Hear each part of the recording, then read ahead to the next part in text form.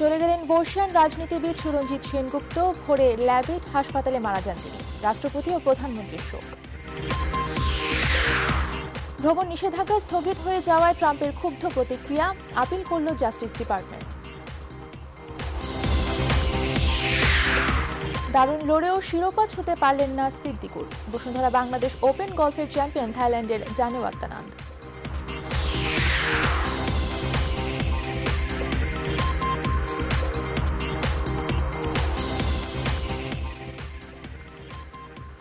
স্বাগত নিউজ 24 সংবাদে। আপনাদের সাথে আছি আমি তাসনিমে জান্নাত অর্থী। দেখছিলেন শরিয়া ভিত্তিক ইউনিয়ন ব্যাংক লিমিটেড সংবাদ শিরোনাম। এবারে বিস্তারিত। আওয়ামী লীগের উপদেষ্টা মণ্ডলীর সদস্য ও বর্ষিয়ান রাজনীতিক সুরঞ্জিত সেনগুপ্ত মারা গেছেন। রোববার ভোর 4:15টার দিকে তিনি রাজধানীর ল্যাবেট হাসপাতালে শেষ নিঃশ্বাস ত্যাগ করেন।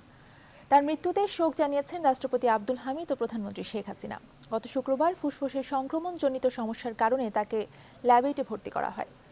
শনিবার সন্ধ্যায় তার অবস্থার অবনতি হলে রাত 8:45টার দিকে তাকে লাইফ সাপোর্ট দেওয়া হয়। সুরঞ্জিত সেনগুপ্তের মৃত্যুর খবরে দলীয় নেতাকর্মী ও শুভানুধ্যায়ীরা শনিবার রাত থেকেই হাসপাতালের বাইরে ভিড় করছেন।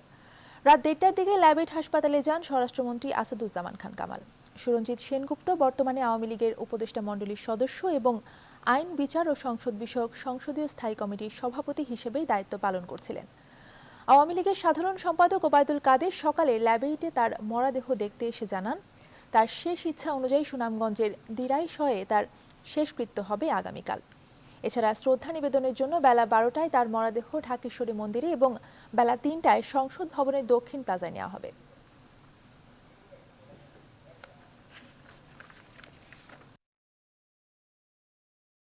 এখনো মনে হয় যে নাম্বার 1কে আমরা হারালাম পার্লামেন্টারিয়ান হিসেবে। তো যাক, চারদিকে শূন্যতার হাহাকার অনুভব করছি, বলার কিছু নেই। একটা বিরাট শূন্যতা, শূন্যতা সহজে পূরণ হবে এটা মনে করার কোনো কারণ নেই। তবু তিনি চলে গেছেন, এখন আর তাকে ফিরে পাওয়া যাবে না। আমি আওয়ামী লীগের পক্ষ থেকে অলরেডি আমাদের নেত্রী, আমাদের পার্টির সভাপতি সারা রাত তিনি খোঁজখবর নিয়েছেন, বৌদির সঙ্গে কথা বলেছেন। এখন তাকে শেষ বিদায়ের প্রস্তুতি আমরা নিচ্ছি। এখন প্রোগ্রামটা আমি আমাদের পার্টির সভাপতি, আমাদের মাননীয় প্রধানমন্ত্রী শেখ হাসিনা, তার সঙ্গে আমি একটু আগে আলাপ করেছি এবং বৌদির সঙ্গেও আমার কথা হয়েছে। এখানে আমাদের পারিবারিক কিছু সদস্য আছেন এবং তার ঘনিষ্ঠ এখানে রাজনৈতিক নেতাদের মধ্যে মানিক আছেন, ইমন আছেন, তাদের সঙ্গে আলাপ আলোচনা করে একটা প্রোগ্রাম ঠিক করেছি। শিডিউলটা হচ্ছে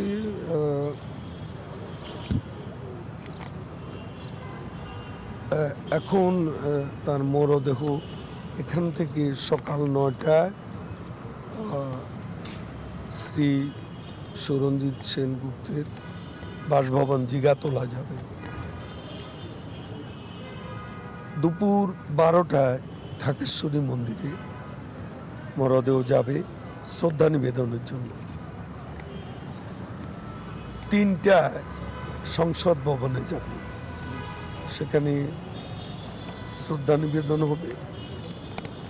এরপর সংসদে অবিচুয়ারি রেফারেন্স যেটা, সেটা মাননীয় প্রধানমন্ত্রী সেটাই বলেছেন। এটা নিয়ম অনুযায়ী অবিচুয়ারি সংসদের ভিতরে হবে। এটা আজকের পার্ট। আজকে এরপরে আবার মসজিদে রেখে দেওয়া হবে তার মরদেহ। আগামীকাল সকাল 9টায় সিলেট যাবে, সকাল 10টা সিলেটে শ্রদ্ধা নিবেদন, 10টা থেকে 11টায় চলে যাবে সুনামগঞ্জ সুনামগঞ্জ থেকে তার নির্বাচনী এলাকা সাল্লা, আপনারা জানেন দিরাই সাল্লা তার কনস্টিটিউয়েন্সি। সাল্লা বেলা 1টা এবং দিরাইতে 3টায় সেখানেই ক্রিমেটেড হবেন তিনি, সেখানেই তাকে ইচ্ছে অনুযায়ী সমাহিত করা হবে। দর্শক, এই মুহূর্তে রাজধানীর ল্যাবেট হাসপাতালে আছেন আমাদের সহকর্মী আফরিন আনোয়ার। আমরা সরাসরি চলে যাচ্ছি তার কাছে। আফরিন, আমরা যতটুকু জানতে পেরেছি বেলা 12টায় শ্রদ্ধা নিবেদনের জন্য তার মরদেহ নিয়ে যাওয়া হবে ঢাকেশ্বরী মন্দিরে। এর পরবর্তী কর্মসূচিগুলো কি হবে, আপনি কি জানতে পেরেছেন? অসংখ্য ধন্যবাদ। আমি এই মুহূর্তে দাঁড়িয়ে আছি ল্যাবেড হসপিটালের সামনে এবং ঠিক এখানে গত রাত 4টা 30 মিনিটের কাছাকাছি সময়ে আওয়ামী লীগের একজন বর্ষিয়ান নেতা সুরঞ্জিত সেনগুপ্ত তিনি তার দেহ ত্যাগ করেন এবং ঠিক তার পরপরই কিন্তু এখানে আমরা যেটা খবর পেয়েছি যে স্বরাষ্ট্রমন্ত্রী আসাদুজ্জামান খান কামাল এসেছিলেন এবং ঠিক কিছুক্ষণ আগেই যেমনটি দেখানো হচ্ছিল যে আওয়ামী লীগের সাধারণ সম্পাদক ওবায়দুল কাদের এসেছেন এবং তিনি তার এই দীর্ঘ রাজনৈতিক জীবনে একজন ঘনিষ্ঠ এবং একজন বর্ষিয়ান সহকর্মীকে হারিয়েছেন, সেমনটাই তার অনুভূতিতে তিনি ব্যক্ত করেছেন। এবং সেই সাথে ওবায়দুল কাদের যেটি জানিয়েছেন যে প্রধানমন্ত্রী শেখ হাসিনা এবং সুরঞ্জিত সেনগুপ্তের পরিবারের সাথে কথা বলে তার শেষকৃত্যের যেই সময় সেই সময় নির্ধারণ করা হয়েছে এবং ঠিক আর 1 ঘন্টা পর অর্থাৎ সকাল 9টার দিকে সুরঞ্জিত সেনগুপ্তের মরদেহ তার বাসভবন জিগাতলায় নেওয়া হবে এবং তার পরপরই ঢাকেশ্বর মন্দিরে তার শেষকৃত্যের যে প্রস্তুতি এবং আনুষঙ্গিক যে সমস্ত ধর্মীয় কার্যাবলী থাকে সেগুলো সম্পন্ন করতে ঢাকেশ্বরী মন্দিরে নেওয়া হবে। একে একে বেলা 3টায় সুরঞ্জিত সেনগুপ্তের মরদেহ সংসদের দক্ষিণ প্লাজায় নেওয়া হবে শ্রদ্ধা জানানোর জন্য এবং আগামীকালের কর্মসূচিও কিন্তু ওবায়দুল কাদের আওয়ামী লীগের সাধারণ সম্পাদক তিনি জানিয়েছেন। আমি যদি আরও একবার আপনাদেরকে একটু জানিয়ে দিতে চাই যে ঠিক আগামীকাল সকাল আনুমানিক সকাল 10টায় সিলেটে নেওয়া হবে সুরঞ্জিত সেনগুপ্তের মরদেহ এবং 11টা এবং 11:30টার কাছাকাছি সময় সুনামগঞ্জে তার নির্বাচনী আসনে তার মরদেহ নেওয়া হবে এবং সল্লাতে নেওয়া হবে বেলা 1টায় আর ঠিক দিরাইতে তার শেষকৃত্য সম্পন্ন করার জন্য বেলা 3টায় সুরঞ্জিত সেনগুপ্তের মরদেহ নিয়ে যাওয়া হবে। তো এই সময়টুকের ভেতরে এই বর্ষিয়ান নেতা সম্পর্কে ওবায়দুল কাদের আরও যা কিছু বলেছেন যে আওয়ামী লীগ এবং তিনি তার রাজনৈতিক জীবনে একজন গুরুত্বপূর্ণ সহকর্মীকে হারিয়েছেন এবং এই সহকর্মীর যে শূন্যতা সেই শূন্যতা আর কোনোভাবে পূরণ করা সম্ভব নয় বলেও তিনি ব্যক্ত করেছেন। তো সুরঞ্জিত সেনগুপ্ত আমরা যতটুকু আপনাদেরকে জানাতে চাচ্ছি যে 68 বছর বয়সী এই সুরঞ্জিত সেনগুপ্ত তিনি কিন্তু গত শুক্রবারই আনুমানিক ল্যাবেড হাসপাতালে ভর্তি হন এবং তারপরে চিকিৎসক যেটি বলেছিল যে তার ফুসফুসে পানি জমেছিল এবং ফুসফুসে ইনফেকশনের কারণেই তার এই মৃত্যু। আর পাশাপাশি যেটা বলবো যে সুরঞ্জিত সেনগুপ্তের রাজনৈতিক জীবন শুরু হয় বামপন্থী রাজনীতির মাধ্যমে এবং 1970 সালে তিনি ন্যাশনাল যেই জাতীয়ভাবে যে নির্বাচন হয় সেই নির্বাচনের থেকেই তিনি রাজনীতির সাথে যুক্ত এবং 1990 সালে তিনি সরাসরি আওয়ামী লীগের সাথে যুক্ত হন। তো আওয়ামী লীগের এই দীর্ঘ রাজনৈতিক জীবনে সুরঞ্জিত সেনগুপ্ত তার নির্বাচনী আসন থেকে একটানা 7বার তিনি জয়লাভ করেছেন এবং তার যেই নির্বাচনী আসন সিলেটের সুনামগঞ্জ 2 আসনে তিনি ব্যাপক জনপ্রিয় এবং আগামীকাল সেখানেই তার জন্মস্থানে শেষকৃত্য সম্পন্ন করা হবে। অর্থে ল্যাবেড হাসপাতালের সামনে থেকে এখনকার মতো আমার কাছে এ পর্যন্তই ছিল সর্বশেষ। বেলা 9টায় সুরঞ্জিত সেনগুপ্তের মরদেহ তার বাসভবন জিগাতলায় নেবার কথা রয়েছে। আমরা সেই পর্যন্ত আমাদের সাথেই থাকুন, পরবর্তীতে আমরা আবারও আপনাদের সাথে যোগাযোগ করার চেষ্টা করব। আফরিন, আপনাকে ধন্যবাদ। দর্শক, রাজধানীর ল্যাবেড হাসপাতাল থেকে আমাদের সঙ্গে যোগ দিয়েছিলেন সহকর্মী আফরিন আনোয়ার। বর্ষিয়ান রাজনীতিক সুরঞ্জিত সেনগুপ্তের জন্ম 1939 সালের 9 ফেব্রুয়ারি সুনামগঞ্জের আনোয়ারাপুরে। 70-এর প্রাদেশিক পরিষদে তিনি ছিলেন অন্যতম কনিষ্ঠ সদস্য। এছাড়া তিনি স্বাধীন দেশের প্রথম সংসদ সহ 4 দশকের প্রায় সব সংসদেই নির্বাচিত হয়েছেন। 2008 সালে আওয়ামী লীগ দ্বিতীয়বারের মতো ক্ষমতায় আসার পর তিনি রেলমন্ত্রী হন। বর্ষিয়ান এই রাজনীতিকের বর্ণাঢ্য জীবনের নানান দিক জানাচ্ছেন জুবায়ের মাহমুদ।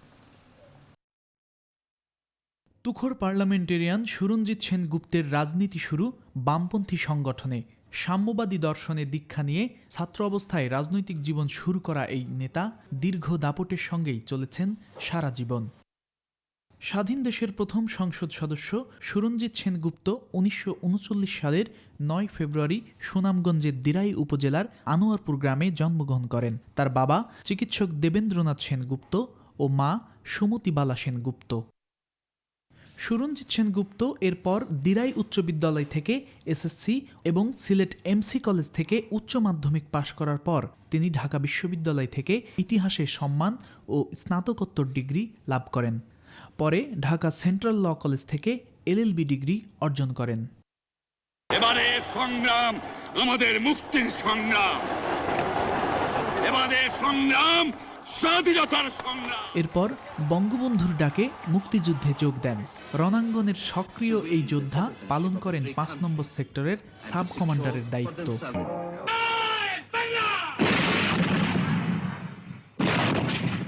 ১৯৯৬ সালে প্রধানমন্ত্রী শেখ হাসিনার সংসদ বিষয়ক উপদেষ্টার দায়িত্বে ছিলেন।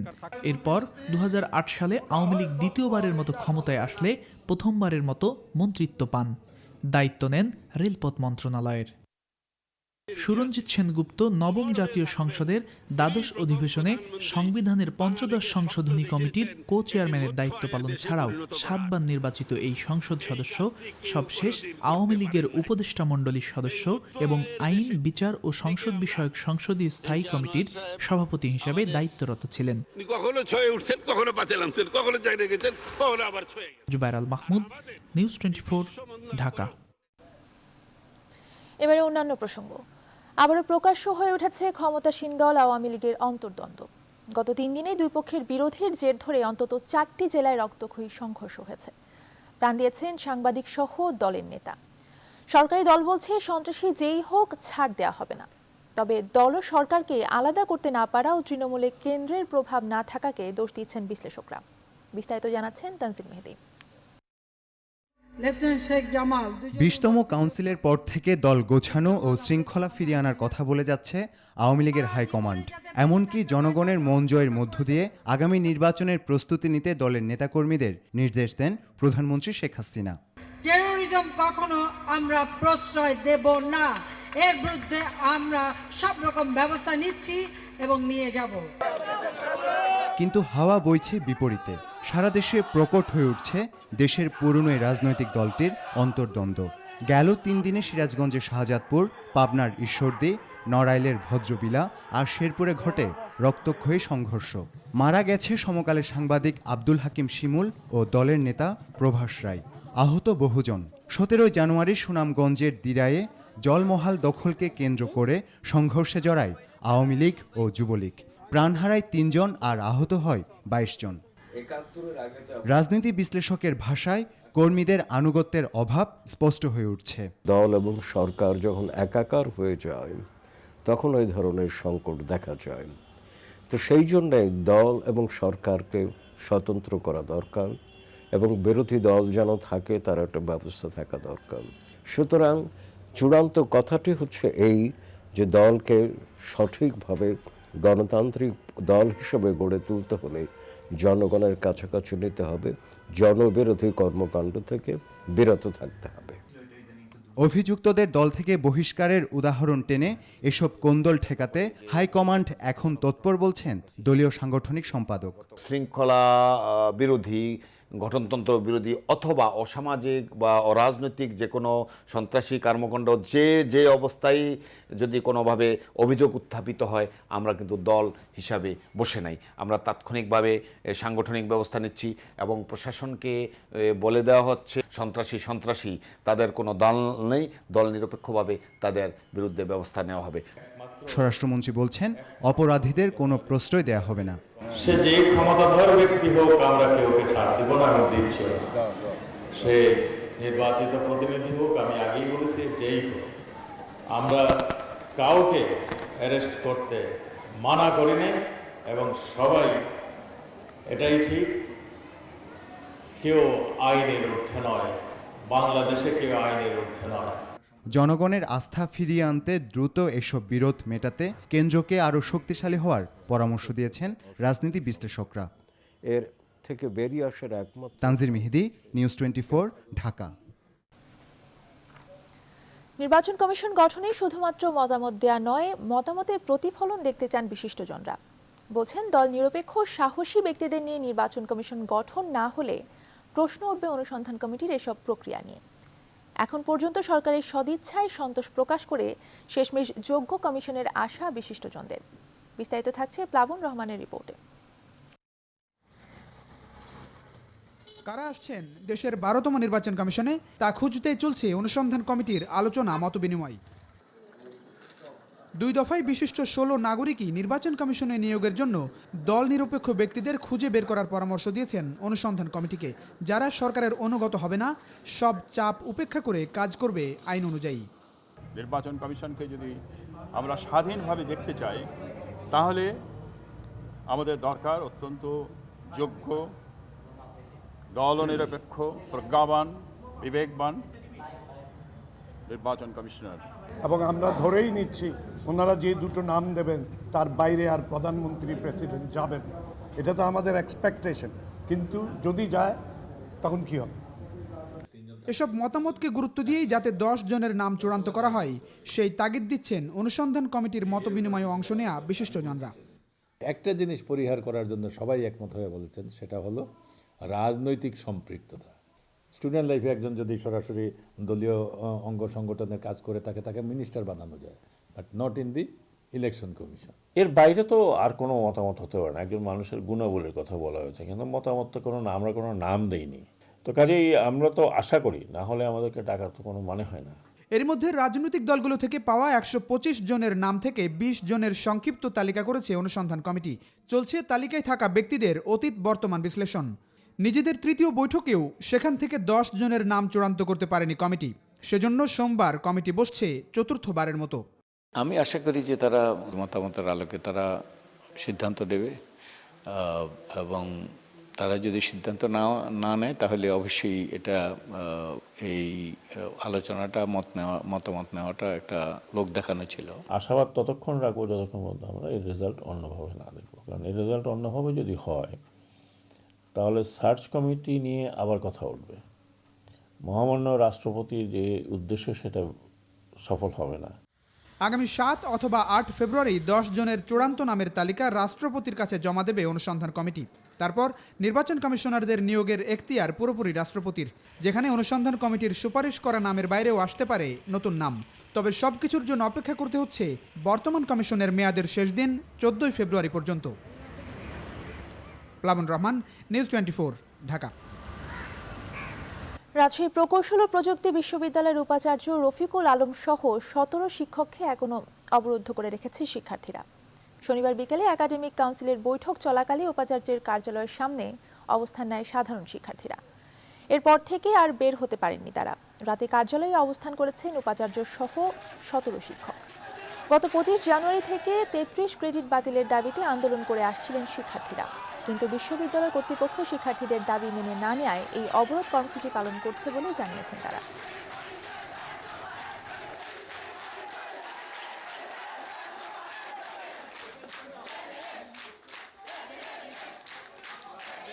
তাদেরকে আমরা আজকে দুপুরের পর থেকে কয়েক দফায় আলোচনার জন্য ডাকছি। তারা এখন পর্যন্ত কোনো কথা, একটাই শর্ত, আগে দাবি মানতে হবে তারপরে আলোচনা। তো এটা তো হয় না, আলোচনা তো দাবির আগে তো আলোচনায় আসতে হবে। এবার অমর একুশে বইমেলা নিয়ে আমাদের আয়োজন প্রাণের মেলা গ্রন্থমেলা।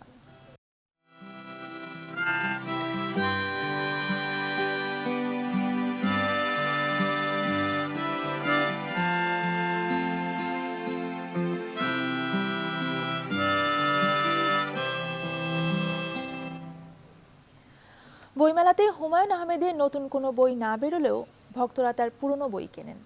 মেলায় স্টলে স্টলে তার বিশাল ছবি এখনো মনে করিয়ে দেয় হুমায়ুন অজেয়। বিক্রেতারাও জানান হুমায়ুন আহমেদের বই এখনো বিক্রির শীর্ষ তালিকায়। অন্তরা বিশ্বাস জানাচ্ছেন বিস্তারিত। হুমায়ুন ভক্ত মালিহা প্রতি বছর বইমেলায় আসে শুধুমাত্র হুমায়ুন আহমেদের বই কিনতে। এবারও কিনল 3টি। তার বইয়ের মধ্যে একটা ম্যাজিক আছে, যেটা হচ্ছে পুরো বইটা পড়তে একবারে বাধ্য করে দেয়। 2012 সালে মারা গেছেন হুমায়ুন আহমেদ। বইমেলার কয়েকটি স্টলের বাহ্যিক সাজসজ্জায় এখনও তার ছবি শোভা বাড়ায়। তার লেখা অগণিত উপন্যাস, ছোট গল্প, নাটক এখনও পাঠকপ্রিয়তার শীর্ষে। আধুনিক বাংলা কল্পবিজ্ঞান সাহিত্যকে তিনিই জনপ্রিয় করে তোলেন। হিমু, মিছির আলী, শুভ্র চরিত্রগুলো এতটাই জীবন্ত যে অনেকেই এদের বাস্তব মনে করেন। বইমেলাতেও এই বইগুলো বিক্রি হয় অনেক বেশি। লাস্ট 4-5 বছর হুমায়ুন আহমেদের বই প্রত্যেকবার কেনা হচ্ছে। মিছির আলী, হুমু এই বইগুলো আমার বেশি ভালো লাগে। অনেক ডেপনেস নিয়ে লেখে, প্রতিটা ওয়ার্ড পড়লে মনে হয় যে এটা ফিল করতে পারা যাচ্ছে যে সিচুয়েশনটা কি। আমরা সাধারণত যা দেখি, যা করি, যা বলি, যেভাবে চলার চেষ্টা করি, ওগুলিকেই উনি নাটক তার লেখার স্টাইল নিয়ে এসে লিখতো। এর জন্যই বাংলা হুমায়ুনের বইগুলো বেশি আমাদের পড়া হয়। হুমায়ুন আহমেদের বই মেলে এমন স্টলে ভিড়ের মাত্রাটা চোখে পড়ার মতো। স্যারের যে বইগুলো বেশি বিক্রি হচ্ছে সেগুলো হচ্ছে জ্যোৎস্না জননী, তার শেষ উপন্যাস দেয়াল, তারপর মাতাল হাওয়া, লীলাবতীর মৃত্যু, এগুলো আসলে বেশ উল্লেখযোগ্যভাবে বিক্রি হচ্ছে। স্বাধীনতা পরবর্তী শ্রেষ্ঠ এই কথাশিল্পীর বইমেলাতে নতুন বই না বেরোনোর আফসোস থেকেই যাচ্ছে পাঠকের মনে। নতুন মলাটে পুরনো বইই এখনও সেই আফসোসের দায় মিটিয়ে চলেছে। না থেকেও পুরো বইমেলা জুড়ে রয়ে গেছেন হুমায়ুন আহমেদ। পাঠকের আকাশে বাদশা নামদার হুমায়ুন আহমেদ এক উজ্জ্বল নক্ষত্র। নতুন কোনো বই আসে না তার, তবুও পুরনো বইগুলোকেই ভিন্ন আঙ্গিকে পাবার আশায় এই বইমেলায় ভিড় জমান হুমায়ুন প্রেমীরা। অন্তরা বিশ্বাস, নিউজ 24, ঢাকা। নিউজ 24 সংবাদে নিচ্ছে বিরতি, ফিরছে একটু পর, সাথেই থাকুন।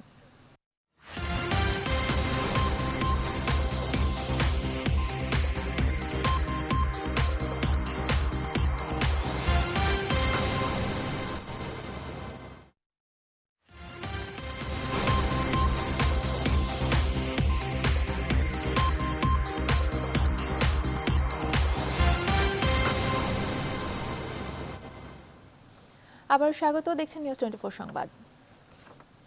এবারে ফার্স্ট সিকিউরিটি ইসলামী ব্যাংক অর্থ বাণিজ্য সংবাদ।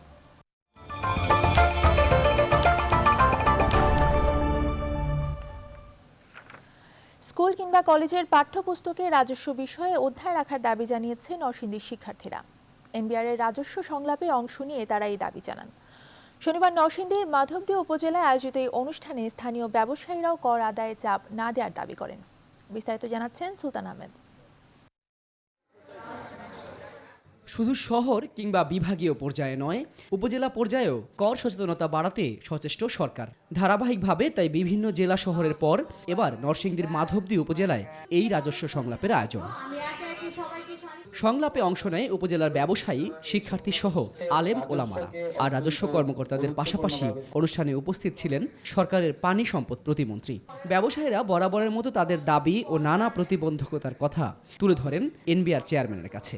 অনুষ্ঠানের মাধ্যমে জনগণকে বুঝিয়ে শুনে করের দিকে করদাতাদের সংখ্যা আরো বৃদ্ধি করতে হবে, এইভাবে কারো উপর চাপ সৃষ্টি না করে। যে প্রতিষ্ঠানে বসে আমরা আমাদের জীবিকা নির্বাহ করি, সেই ঘর ভাড়ার উপরে যদি 15% ভ্যাট ধরা হয়, তাহলে সাধারণ ব্যবসায়ীদের আর ব্যবসা করার কোনো সুযোগ থাকে না।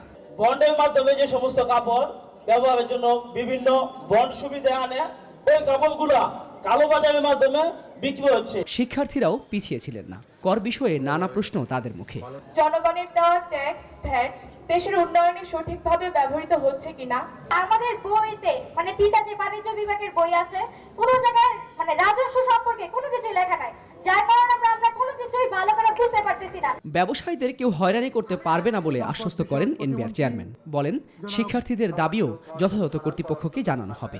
কি করলে যে বস্ত্রশিল্প নির্ভর এই নরসিংদীর উন্নতি হবে, সেই সব বিষয়ে আপনারা পরামর্শ দিয়েছেন।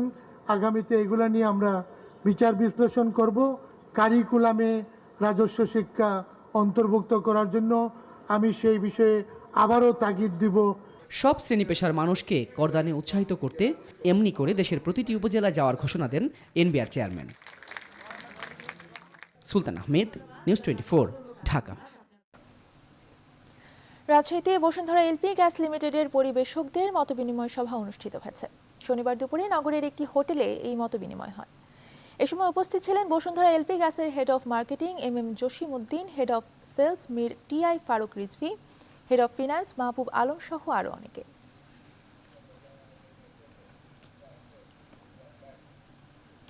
সংবাদে নিচ্ছে আরও একটি বিরতি, আমাদের সাথেই থাকুন।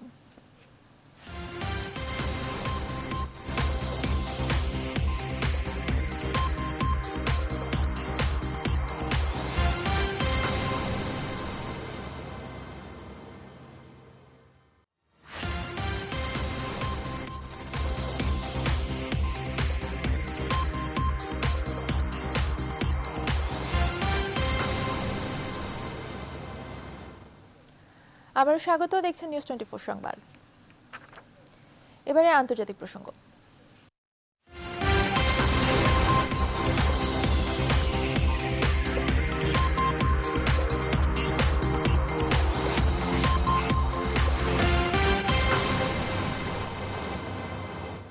সাত মুসলিম দেশের নাগরিকদের যুক্তরাষ্ট্রে প্রবেশ নিষিদ্ধ করে ট্রাম্পের জারি করা নির্বাহী আদেশ স্থগিত করে যুক্তরাষ্ট্রের সিয়াটল আদালত। ওই স্থগিতাদেশের বিরুদ্ধে আপিল করেছে ট্রাম্প প্রশাসন। জাস্টিস ডিপার্টমেন্টের পক্ষ থেকে এই আপিল করা হয়। এদিকে আদালতে নির্বাহী আদেশ স্থগিত হয়ে যাওয়ায় ক্ষুব্ধ প্রতিক্রিয়া জানিয়েছেন ট্রাম্প। আদালতের ওই রায়কে হাস্যকর উল্লেখ করে নির্বাহী আদেশ আবারও প্রবর্তন করবেন এবং করার ঘোষণাও দিয়েছেন তিনি। শুক্রবার ওয়াশিংটনের ফেডারেল আদালতে বিচারক জেমস রবার্ট ট্রাম্পের নির্বাহী আদেশের বিরুদ্ধে সাময়িক স্থগিতাদেশ জারি করে। তারপর সাময়িকভাবে মার্কিন কর্তৃপক্ষ ওই 7 দেশের মার্কিন ভিসাধারীদের ওপর থেকে নিষেধাজ্ঞা গুটিয়ে নিতে বাধ্য হয়। স্বল্প সময় সুযোগ পেয়ে একে কাজে লাগানোর জন্য হুড়োহুড়ি শুরু হয়েছে নিষেধাজ্ঞা আরোপিত দেশগুলোর বিমানবন্দরে। আমেরিকায় ঢোকার মোক্ষম সুযোগ বলে মনে করে কাজে লাগাতে শুরু করেছে অনেকে।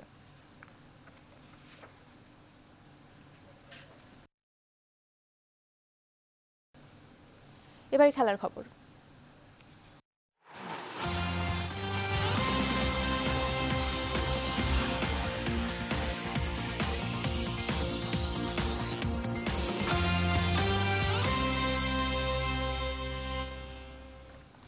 শেষ পর্যন্ত জানে ওয়াত্তানান্দি পেলেন বিজয়ীর বর্মাল্য। পারের চেয়ে 17 শট কম খেলে ক্যারিয়ারের প্রথম এশিয়ান ট্যুর খেতাব পেলেন এই থাই। আর বাংলার গর্ব সিদ্দিকুর কাছে গিয়েও পারলেন না। পারের চেয়ে 13 শট কম খেলেছেন সিদ্দিকুর। দ্বিতীয় স্থানে থেকে আসর শেষ করেন দেশসেরা এই গলফার। বসুন্ধরা বাংলাদেশ ওপেনের সমাপনী দিনের খেলা নিয়ে রায়হান মাসুদের প্রতিবেদন। এই ছবিটি নিশ্চিতভাবেই তিনি বাঁধিয়ে রাখবেন। আজীবনের সঙ্গী হয়ে থাকবে এই চারকোনা ফ্রেম। জানে ওয়াত্তানান্দ গলফ ক্যারিয়ারে অনেক উত্থান দেখবেন, এটুকু তার খেলা দেখেই বোঝা যায়। কিন্তু তিনি ভুলতে পারবেন না বসুন্ধরা বাংলাদেশ ওপেনের এই মুহূর্ত। এখানেই যে তার প্রথম ট্রফি হাতে তুলে বিজয়ীর হাসি হেসেছেন জ্যাজ। 20 দেশের 131 গলফার, এত আন্তর্জাতিক তারকার মাঝেও প্রচারের সবটুকু আলো কেড়ে নিয়েছেন দেশসেরা সিদ্দিকুর রহমান। এক হোল থেকে আরেক হোল পর্যন্ত এগিয়েছেন, তার পেছনে পেছনে ছিল ভক্ত সমর্থকদের সারি। প্রতিবার নিশানায় বল ফেলা মাত্রই তুমুল করতালি কোর্স জুড়ে। তালি শব্দেই চারিদিকে সাড়া পড়ে, ভালো খেলছেন সিদ্দিকুর। সিদ্দিকুরের প্রতিদ্বন্দ্বী জানে ওয়াত্তানান্দ প্রতি ধাপেই এগিয়েছিলেন কিছুটা, শেষ পর্যন্ত তার নাগাল পেলেন না কেউই। এশিয়ান ট্যুর বসুন্ধরা বাংলাদেশ ওপেনের বিজয়ী জানালেন তার তৃপ্তির কথা। আমি অসম্ভব খুশি, অনেক চেষ্টার ফসল এটি। আমি আমার ক্যাডিদের ধন্যবাদ দিতে চাই। গলফ খুবই মজার খেলা, আমি আমার খেলাটা উপভোগ করছি পুরো দমে। সিদ্দিকুরও অসন্তুষ্ট নন মোটেও। নিজের লক্ষ্য অনুসারে এগিয়েছেন বাংলার গলফ মাস্টার, তাই তার মুখেই ঝরেছে তৃপ্তি। আজকে আমি আসলে কোনো প্রেশার ফিল করি না।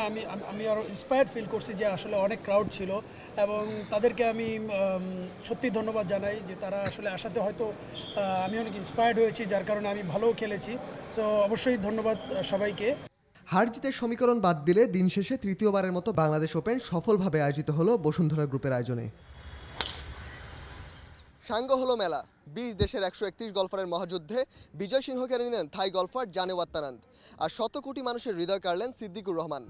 তবুও দিন শেষে স্বস্তির সুবাতাস, তৃতীয়বারের মতো সফলভাবে আয়োজিত হলো বসুন্ধরা আয়োজিত Bangladesh open. Kurmitola golf course থেকে রায়হান মাসুদ, নিউজ 24, ঢাকা।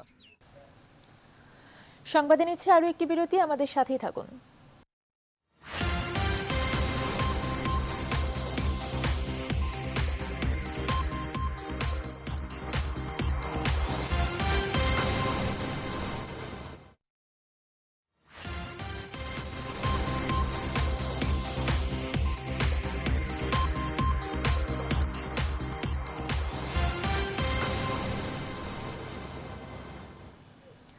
আবার স্বাগত, দেখছেন নিউজ 24 সংবাদ। এবারে আমাদের নিয়মিত আয়োজন সংবাদপত্র পর্যালোচনা। আলোচনায় যোগ দিচ্ছেন চট্টগ্রাম থেকে রিয়াজ হায়দার এবং খুলনা থেকে শামসুজ্জামান শাহিন। তবে শুরুতেই জেনে নিচ্ছি ঢাকা থেকে প্রকাশিত সংবাদপত্রগুলোর প্রধান প্রধান শিরোনাম। প্রথমে আমার হাতে আছে বাংলাদেশ প্রতিদিন। এখানে প্রধান প্রধান শিরোনামগুলোর মধ্যে যে প্রথম শিরোনামটি প্রাধান্য পেয়েছে সেটি হচ্ছে ইয়াবার নিয়ন্ত্রণে 2 পরিবার। এছাড়া আছে নতুন ইসির জন্য অপেক্ষা, মেয়াদ শেষ 8 ফেব্রুয়ারি, কাল সার্চ কমিটির বৈঠক। এছাড়াও চ্যাম্পিয়ন হলেন থাইল্যান্ডের জাজ, রানার আপ বাংলাদেশের সিদ্দিক। এরপর আমার হাতে রয়েছে কালের কণ্ঠ। এখানে প্রথমে যে শিরোনামটি রয়েছে এসপি মিজানের নকল সারের 4 কারখানা। এছাড়া সড়ক দুর্ঘটনা রোধে কর্মপরিকল্পনা, জাতিসংঘ নির্দেশিত লক্ষ্য অর্জনের সমন্বয় নেই। এছাড়া ভিডিও ভাইরাল, সাংবাদিক শিমুলের মৃত্যু মেয়রের গুলিতেই। প্রথম আলো, কমে আসছে অর্থ ফেরতের আশা। এছাড়া রিজার্ভের অর্থ চুরির 1 বছর। অভ্যন্তরীণ কোন্দলে জর্জরিত আওয়ামী লীগ, বাড়ছে হানাহানি। এরপর আমার হাতে রয়েছে যুগান্তর। এখানে প্রথমে যে শিরোনামটি রয়েছে শাসক দলে কেন এত খুনোখুনি। এছাড়া মেয়রের গুলিতেই সাংবাদিক শিমুল নিহত। এবারে আমার হাতে রয়েছে সমকাল। সমকালের প্রথম যে শিরোনামটি রয়েছে সেটি হচ্ছে মেয়র মিরুর ফাঁসি চাই। এছাড়া 2000 কোটি টাকা নিয়ে 15 ব্যবসায়ী লাপাত্তা। দৈনিক জনকণ্ঠ, প্রথমেই যে শিরোনামটি রয়েছে সেটি হচ্ছে ঝুঁকিপূর্ণ মার্কেট। এছাড়া এবারের মেলায় 113 কোটি টাকার পণ্য বিক্রি। এছাড়া আখের গোছানো আধিপত্য বিস্তারই আওয়ামী লীগের অন্তর্কোন্দলের মূল কারণ। এবং সবশেষে আমার হাতে রয়েছে দৈনিক ইত্তেফাক। এখানে মুক্তিযোদ্ধা আমলার নেতৃত্বে নতুন ইসি, নাম প্রকাশ করা হবে কিনা সিদ্ধান্তকাল। এছাড়া পৌর মেয়রের গুলিতেই সাংবাদিক শিমুলের মৃত্যু। যুক্তরাষ্ট্রে যেতে বাধা নেই 7 মুসলিম দেশের মানুষের, বিচারকের আদেশ উল্টে যাবে বলেছেন ট্রাম্প। এবারে চট্টগ্রাম থেকে আমাদের সঙ্গে যোগ দিচ্ছেন চট্টগ্রাম সাংবাদিক ইউনিয়নের সভাপতি রিয়াজ হায়দার। রিয়াজ হায়দার, চট্টগ্রাম থেকে প্রকাশিত প্রধান দৈনিক পত্রিকাগুলোর প্রধান শিরোনামগুলো আমাদেরকে জানাবেন।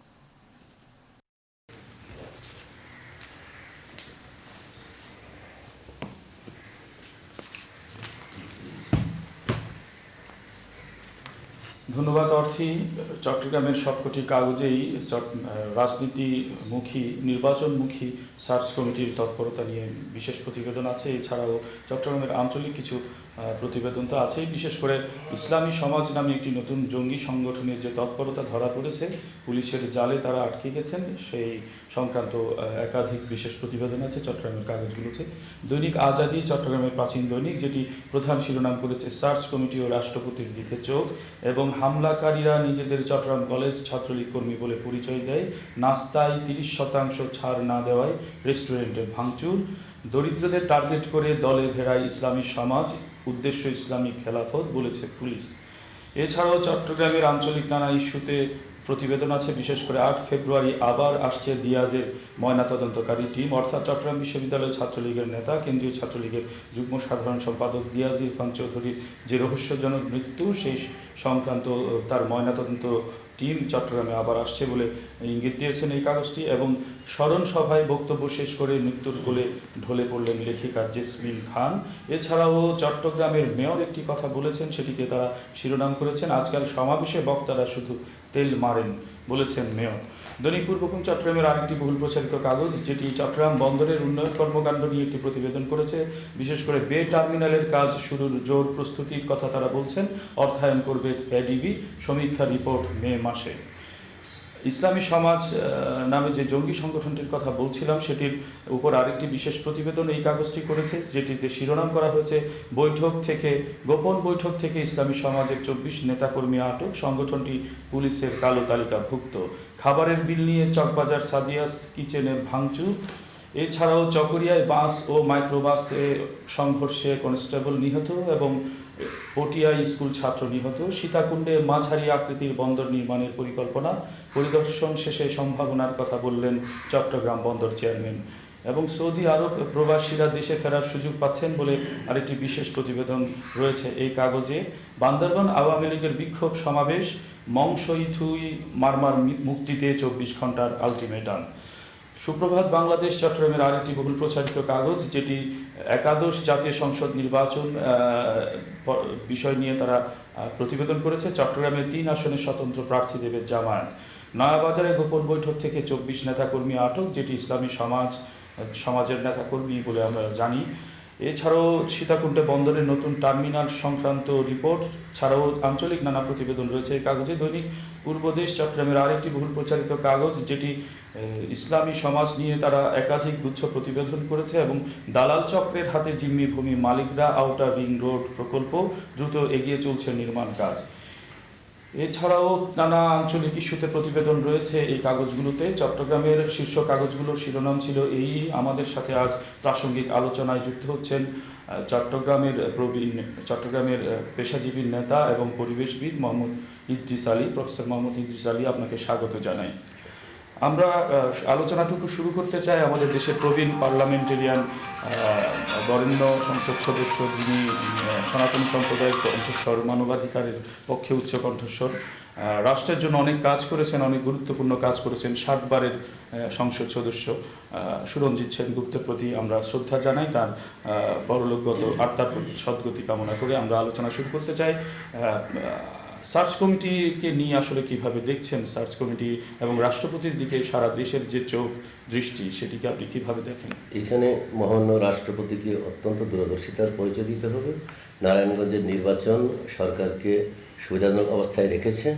এটাকে সামনে রেখে মানুষের আস্থার যে অংশটুকু নষ্ট হয়ে গিয়েছিল, কিংবা আমাদের সুশীল সমাজ যেভাবে বিতর্ক করতে চাইবে সেটা নিয়ে, সেখানে সার্চ কমিটির মানুষগুলোর উপরে ভিত্তি করেই দেশ স্বপ্ন দেখবে, সরকারেরও সুফল আরও বেশি করে বয়ে আসবে বলে আমরা মনে করি। এবং এক্ষেত্রে সার্চ কমিটি এবং আগামী দিনে যে মানুষগুলো এর সাথে যুক্ত হচ্ছেন নির্বাচন কমিশনে, তাদের উপর নির্ভর করবে সরকারের সামনের স্বপ্নগুলোকে বাস্তবায়ন করার দৃষ্টিভঙ্গিটা।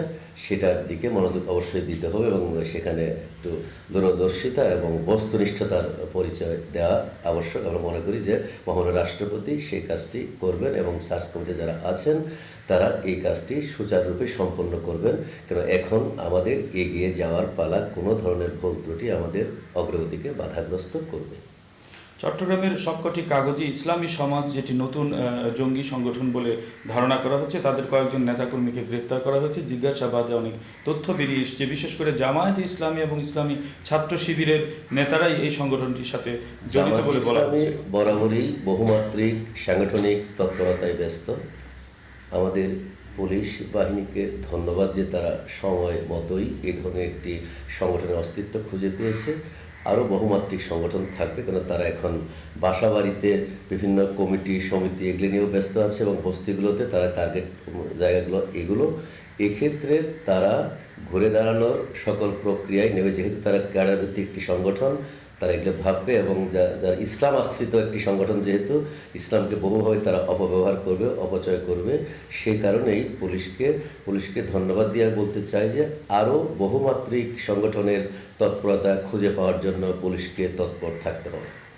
আরেকটি বিষয় আজকের কাগজে, যেটি চট্টগ্রামের চকবাজারে একটি খাবার দোকানে গিয়ে চাঁদাবাজি, এক ধরনের টাকা না দেওয়া। একটি কথা বলে রাখার দরকার যে কোনো ঘটনায় তরুণ সমাজটা ঘটলে চট্টগ্রাম কলেজ ছাত্রী এই কথাগুলো আসে। এটা কিন্তু আমি খুব কাছের থেকে যেটা দেখি, চট্টগ্রাম কলেজ, মহসিন কলেজের আশপাশে ছিনতাই হয়। এরা ছেলেদের মোবাইল নিয়ে চলে যায়, বলেছে আমরা অমুক ছাত্র সংগঠনের সদস্য। এই জায়গাটা আরও মনোযোগী হয়ে আমাদের তদন্তকারী কিংবা যারা তৎপর থাকে তাদের দেখা দরকার, এটা কি ছাত্রলীগ কিনা, কিংবা ছাত্রলীগের নামকে বেচা কেনা করছে কিনা, গভীরভাবে জিনিসটা পর্যালোচনা করা দরকার, দেখা দরকার। ছাত্রলীগ কিছু অনিয়ম সাথে যুক্ত থাকলো, এইভাবে খাওয়ায় দাওয়ায় সব কিছু তাদেরকে লেপটানো, আমার মনে হয় যে এটা এখানে কোথাও আমাদের দৃষ্টিভঙ্গি কিংবা আমাদের বিবেচনায় ভুল হচ্ছে। এটি কি দলের দায়িত্ববোধের পাশাপাশি এটি কি প্রশাসনের যারা আইন শৃঙ্খলায়, তাদেরও করতে হবে এবং দলের শৃঙ্খলা বোধের কারণে এটা করতে হবে। আমি দৃঢ়ভাবে বিশ্বাস করি যে চট্টগ্রাম কলেজে এই গত কিছুদিনে ঘটে যাওয়া যে ঘটনাগুলো, মোবাইল নিয়ে যাওয়া, অন্য কিছু করা, খাওয়ায় সংকট, এগুলো কিন্তু সবগুলো ছাত্রলীগ কিংবা ছাত্রলীগ কর্মী জড়িত, এটা বিশ্বাসযোগ্য নয়। এই কারণেই যে এদের দুই একটাকে ধরে আনার পরে কিন্তু এরা কেউ ছাত্র সংগঠনের কোনো সদস্য এরকম প্রমাণ পাওয়া যায়নি। এটা দুর্ভাগ্যজনক। সার্চ কমিটি এবং রাষ্ট্রপতির দিকে চোখের যেই কথাটিকে আমরা বলছিলাম শুরুর দিকে, সমগ্র দেশ তো এখন একটি নির্বাচনী আশাবাদী বুক যেন সবাই ধারণ করেছেন। চট্টগ্রামের নির্বাচন প্রস্তুতিটুকু কেমন দেখছেন? আজকেও একাধিক কাগজে প্রতিবেদন আছে চট্টগ্রামের প্রস্তুতি সংক্রান্ত, আপনি কি মনে করেন? চট্টগ্রাম উন্নয়নের যে ধারায় এগিয়ে যাচ্ছে, মানুষ আর কোনো হরতাল কিংবা এই ধ্বংসাত্মক কিছু চায় না। এইসব বিবেচনায় মনে করা যেতে পারে, আমরা দৃঢ়ভাবে বিশ্বাস করি যে সরকারের উন্নয়ন কর্মকাণ্ডের সাথে মানুষ যেভাবে সম্পৃক্ত হয়েছে, কষ্ট স্বীকার করে উন্নয়নকে মেনে নিচ্ছে, সেক্ষেত্রে ক্ষমতাসীন দল এগিয়ে থাকা উচিত এবং পাশাপাশি অন্য সংগঠনগুলো যেভাবে উঠিপড়ি অবস্থায় আছে, জোড়াতালি অবস্থায় আছে, তারা বিভিন্ন কিছুতেই তাদের দৈন্যতার পরিচয় দিচ্ছে, সেক্ষেত্রে আওয়ামী লীগের বিবেচনায় আওয়ামী লীগ এগিয়ে থাকে এবং আওয়ামী লীগ এগিয়ে থাকাই উচিত। কেন এই দীর্ঘ সময়ের উন্নয়ন এবং মানুষ এখন বুঝে যে উন্নয়নের পাশেই মানুষকে থাকা দরকার। কিন্তু উন্নয়ন আজ অথবা কাল মানুষেরই কল্যাণে এটা হয়ে থাকে এবং মানুষ এটার উপকার ভোগ করে। তো চট্টগ্রামও আমার মনে হয় এক্ষেত্রে ব্যতিক্রম নয়। এখানে অন্যান্য সংগঠনগুলো যেভাবে নিজের অস্তিত্বকে বিলীন করার প্রক্রিয়ায় যুক্ত আছে, সেক্ষেত্রে আওয়ামী লীগ একটু সংগঠিত এবং দূরদর্শিতার পরিচয় দিয়ে এগুলো আওয়ামী লীগের বাধা কিংবা প্রতিদ্বন্দ্বী অন্য কোনো দল হবে এটা আমি বিশ্বাস করছি না। তবে আওয়ামী লীগের ভিতরকার ক্ষুদ্র ক্ষুদ্র সংকটগুলো, বড় দল হিসাবে ক্ষুদ্র ক্ষুদ্র সংকটগুলো কিন্তু আমাদের এগিয়ে আসতে হবে।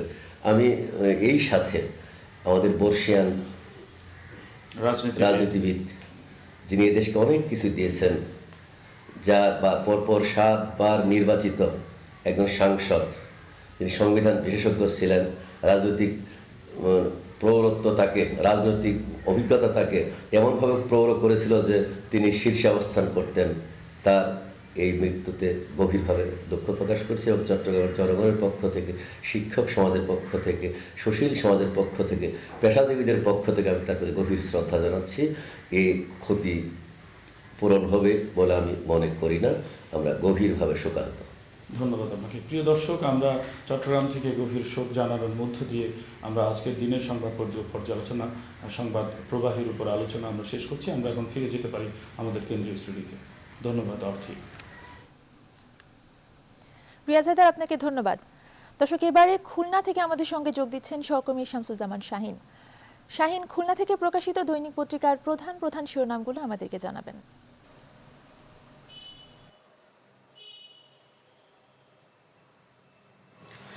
ধন্যবাদ অর্থী, স্বাগত দর্শকদের। প্রথমে যে কাগজটি আছে আমার হাতে সেটি হচ্ছে যে সার্চ কমিটি, দৈনিক পূর্বাঞ্চল সার্চ কমিটি 10 জনের নাম চূড়ান্ত করবে কাল। দৈনিক পূর্বাঞ্চলের আরেকটি শিরোনাম, খুলনা কৃষি বিশ্ববিদ্যালয় বাস্তবায়ন প্রক্রিয়া অজ্ঞাত কারণে থমকে গেছে। এরপর রয়েছে দৈনিক সময়ের খবর, এটি খুলনার শীর্ষ একটি কাগজ। তারা প্রধান শিরোনাম করেছে মেয়রের গুলিতে সাংবাদিক শিমুলের মৃত্যু, দাবি পুলিশের। পাশাপাশি সাংবাদিকদের শিমুল হত্যাকাণ্ডের প্রতিবাদে খুলনায় সাংবাদিকদের যে মানববন্ধনটি হয়েছে সেটি গুরুত্ব দিয়ে ছেপেছে পত্রিকাটি। আরেকটি শিরোনাম আছে, সেটি হচ্ছে যে বন বিভাগের দাবি পরিকল্পিত নাশকতা আর পুলিশের দাবি পাচার। এটি সুন্দরবনের করমজলে যে কুমির প্রজনন কেন্দ্র আছে সেটি নিয়ে তাদের একটি প্রতিবেদন। এরপর রয়েছে দৈনিক খুলনাঞ্চল। খুলনাঞ্চলের প্রধান শিরোনাম করেছেন 3300 শিক্ষা প্রতিষ্ঠানে শহীদ মিনারের তথ্য নেই যশোর বোর্ডে। এরপরে রয়েছে দৈনিক প্রবাহ। দৈনিক প্রবাহের তাদের প্রধান শিরোনাম করেছে বিচারক নেই 2 মাস, মামলা জটে ভোগান্তি, খুলনা নারী ও শিশু আদালত। আরেকটি খবর তারা গুরুত্ব দিয়ে ছেপেছে, সেটি হচ্ছে যে খুলনা বিভাগীয় কমিশনার, জেলা প্রশাসক ও র্যাব 6-এর প্রধান রাষ্ট্রীয় পর্যায়ে পদকে ভূষিত হয়েছেন এবং সংবর্ধনা পেয়েছেন। এই ছিল মোটামুটি খুলনা থেকে প্রকাশিত সংবাদপত্রের শিরোনাম। আজকের এই শিরোনাম পর্যালোচনায় আমাদের স্টুডিওতে উপস্থিত হয়েছেন খুলনা সাংবাদিক ইউনিয়নের সাবেক সাধারণ সম্পাদক এবং দেশ সংযোগ পত্রিকার সম্পাদক মুন্সি মাহবুব আলম সোহাগ। আপনাকে খুলনা স্টুডিওতে স্বাগত। আমরা শিরোনাম শুনছিলাম, তার মধ্যে আমরা কয়েকটি বিষয়ে একটু আলোকপাত করতে পারি। সেটি হচ্ছে যে খুলনার যে নারী এবং শিশু আদালত রয়েছে, এই শিশু আদালতে গত 2 মাস ধরে কোনো বিচারক নেই এবং এই কারণে এমনি দীর্ঘদিন ধরেই আদালতটিতে মামলা জট চলছে এবং গুরুত্বপূর্ণ একটি আদালত যেখানে প্রতিনিয়ত মামলা হচ্ছে এবং মামলার জট লেগে আছে। এই অবস্থায় বিচারক নেই, তো এতে ভোগান্তিটা কেমন, আপনার পর্যবেক্ষণ কি? ধন্যবাদ আপনাকে। আপনার মাধ্যমে খুলনার সকল মানুষকে এবং নিউজ 24-এর সকল দর্শকের শুভেচ্ছা, অভিনন্দন। আসলে আপনি যেমনটি বলছেন যে বিচারক নেই 2 মাস যাবৎ নারী ও শিশু আদালতে, এটি আসলে এই 2 মাসের বিষয় নয়। এইখানে নারী ও শিশু আদালত পর্যাপ্ত পরিমাণে মামলা রয়েছে। এই মামলাগুলি মাত্র একজন বিচারক এবং এখানে একজন পিপি কাজ করে। এখানে যে পরিমাণ মামলা জট হয়ে দাঁড়িয়েছে সেখানে অন্তত 3 থেকে 4 জন বিচারকের প্রয়োজন আছে, কিন্তু সেই কাজটি করছে দীর্ঘদিন যাবৎ একজন বিচারক, আর ওখানে পিপি হিসেবে একজনই কাজ করছেন, যে কারণে এই মামলাগুলি দ্রুততার সাথে যে নিষ্পত্তি হবে এই নিষ্পত্তির কোনো সুযোগ এখানে নেই। এখানে যে পরিমাণ মানুষ ভোগান্তির শিকার আছে এই মামলাগুলি নিয়ে আমি পর্যালোচনায় যাব না, কারণ অনেক মামলা সত্য মিথ্যা নিয়েই হয়ে থাকে, সামান্য কিছু হলেই সেখানে নারী শিশুর মামলাগুলি হয়ে যায়। যে মামলাগুলি হচ্ছে সেখানে যে জট হচ্ছে, আর এত দিনের যে মামলা বিচারক একজন বিচারকে করে আসছে, তারপরে যদি সেখানে একজন বিচারকও 2 মাস না থাকে তাহলে সেখানে মামলার জট কি পরিমাণ হয় এটা তো অনুভব করার বিষয়।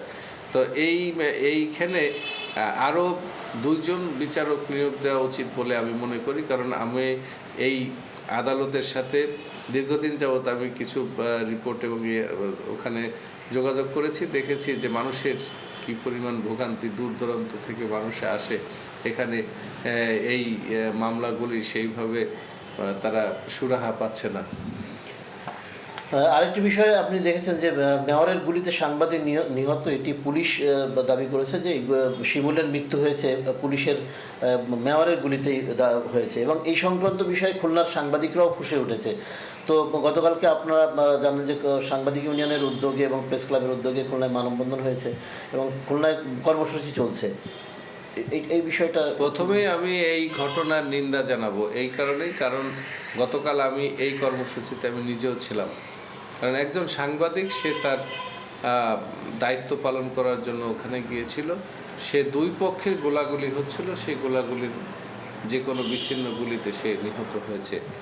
আমি প্রথমেই যে কথাটি বলবো সেটি হচ্ছে যে সরকার, আওয়ামী লীগ সরকার এবং আওয়ামী লীগের নেতৃত্বাধীন যারা আছে তারা এখানে রাষ্ট্র পরিচালনা করছেন।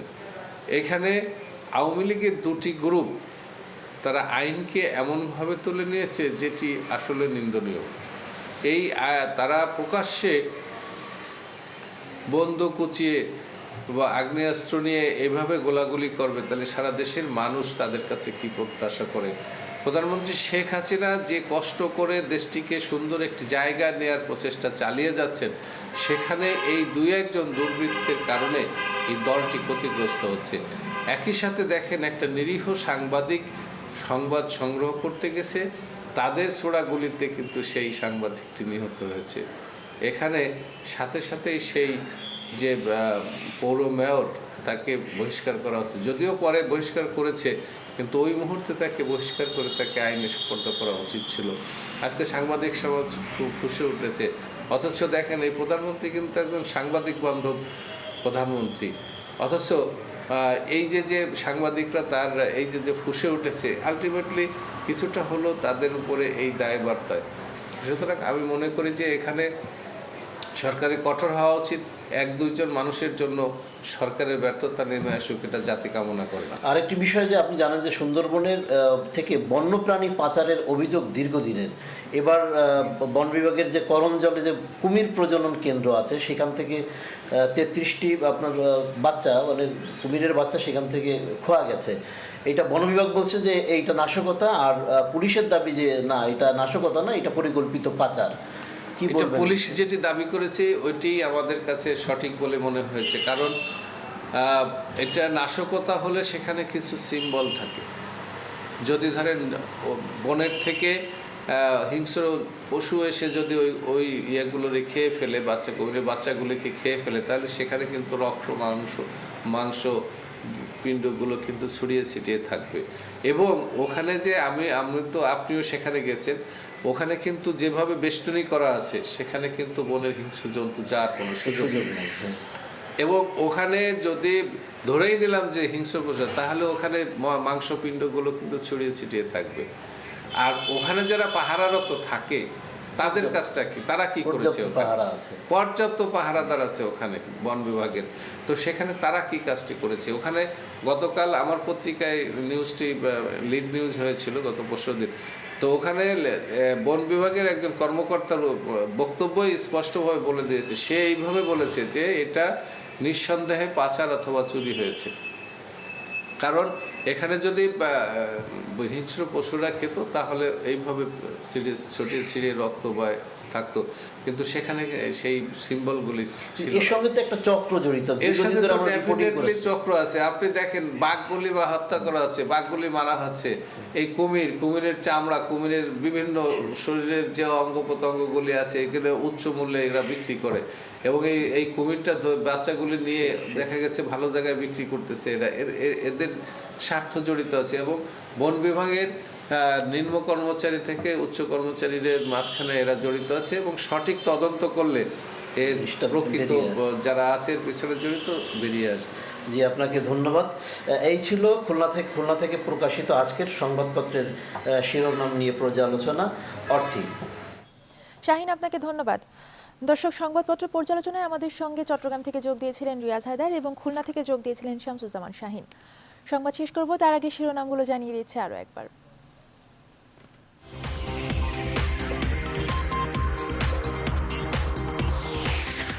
চলে গেলেন বর্ষিয়ান রাজনীতিবিদ সুরঞ্জিত সেনগুপ্ত। ভোরে ল্যাবেট হাসপাতালে মারা যান তিনি। রাষ্ট্রপতি ও প্রধানমন্ত্রীর শোক।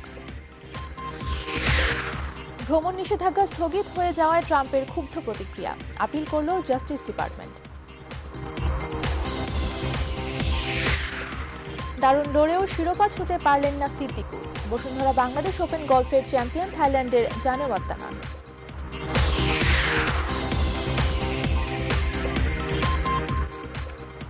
এই ছিল এখনকার আয়োজন। এতক্ষণ সাথে থাকার জন্য সবাইকে ধন্যবাদ।